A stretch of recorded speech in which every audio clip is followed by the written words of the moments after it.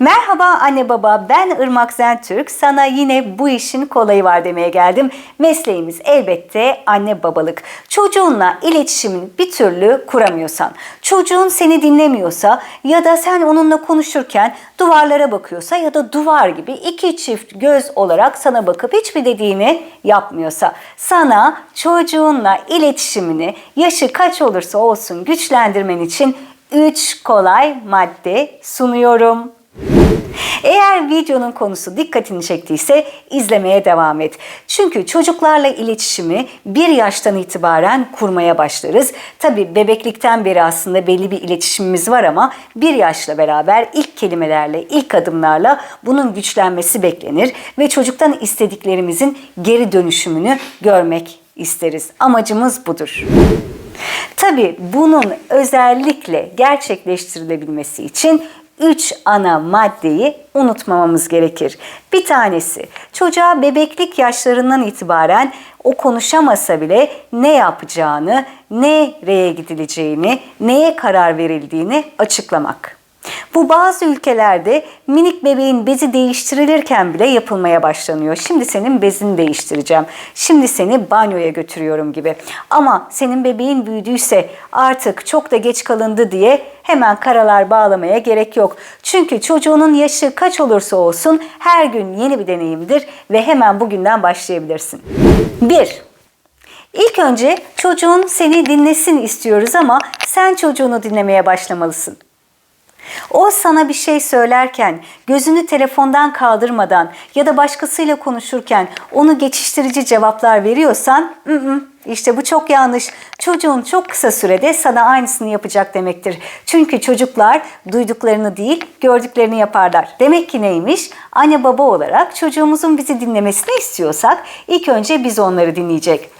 Aktif dinleme derken onların bütün ruh bilimlerini açıklayıp renklerle ifade etmekten bahsetmiyorum. Kitaplarda böyle yazıyor, doğru. Bunu yapabiliyorsanız ne âlâ. Ama göz kontağı kurup onun gerçekten demek istediğini anlayıp yaptığı kaprisin nedenini kavramaya çalışıp evet anlıyorum demek ve gerçekten dinlemek, cevap vermek için değil, duymaktan bahsetmiyorum. Gerçekten dinleyip ona uygun bir dilde gerekeni anlatmak lazım. Bunu yapabiliyorsak onlara dinlendiklerini hissediyoruz demektir. Dinlendiğini hisseden bir çocuk sizi dinlemeyi, sizi anlamayı çok kısa bir zamanda öğrenir. Çocuklar bize bir şey anlatırken ya da dikkat çekmek isterlerken ikinci madde olarak onların ne hissettiğini anladığımızı göstermemiz ama bizim de hislerimiz olduğunu onlara iletmemiz gerekiyor. Sonuçta anne babalar robot değiller. Bizim de sinirli, mutlu, aç, yorgun anlarımız olacak. O zaman ne yapıyoruz? Evet anlıyorum. Sen şu an bunu hissediyorsun ama ben de bu durumdayım. Eğer çocukla doğru bir iletişim kurmak istiyorsak gerçekten bir iletişime geçmemiz gerekiyor. Ben anne baba rolünde hep akıl veren, hep bunu böyle yapacaksın, bu böyle olacak, evet sen şimdi bunu yapmak zorundasın deyip sonu gelmeyen cümlelerle uzun uzadıya nasihat veriyorsak çocuğun yaşı kaç olursa olsun o zaman artık bizi dinlemeyecektir. Çünkü onların gözünde biz maalesef küçük yaştan itibaren bozuk plak gibi aynı şeyleri tekrar eden sıkıcı yetişkinlere dönüşeceğiz. Sıkıcı bir yetişkinle küçücük yaşta ya da ergenlikte ya da o meşhur 2 yaşında kim iletişim kurmak ister ki? Bağırıp ağlamak, karşımızdaki yetişkini güçsüz bırakmak, silahlarını elinde almak daha kolay olabilir. Ya da o büyüyü pes ettirmek. Çünkü unutmayın 2 yaştan itibaren çocukların en büyük başarısı manipülasyondur. Bunu da hakkıyla yaparlar. Manipülasyona gelmemek için 3. maddemizi söylüyorum. Çocuklarla doğru ve dengeli iletişimde yaşı kaç olursa olsun 18-20 yaşına kadar diyorum, dikkat edin, liderliği ebeveyn olarak elden bırakmamak çok önemli.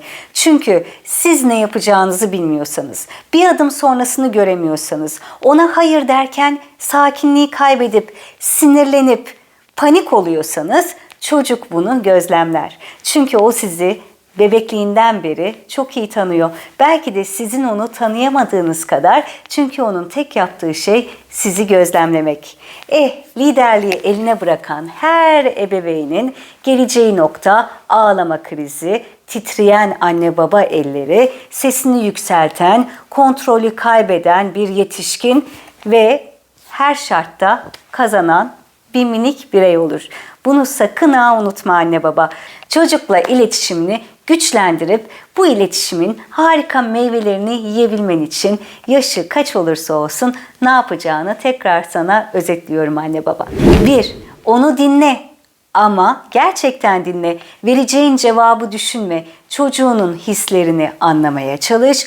Onu göz kontağı kurarak dinle ve ona sana ihtiyacı olduğunda 5 dakikada olsa vakit ayır. Kaldır o kafanı telefondan.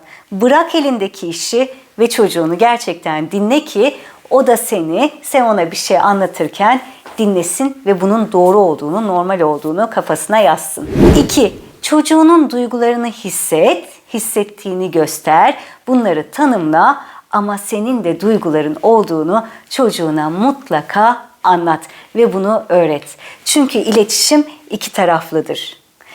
O yorgun olabilir, sen de olabilirsin. O aç olabilir, sen de olabilirsin. Biri geldiğinde çocuğundan özür dileyebilirsin. Ama aynı şekilde bu karşılıklı olduğu için ona da özür dilemenin önemini anlatman lazım.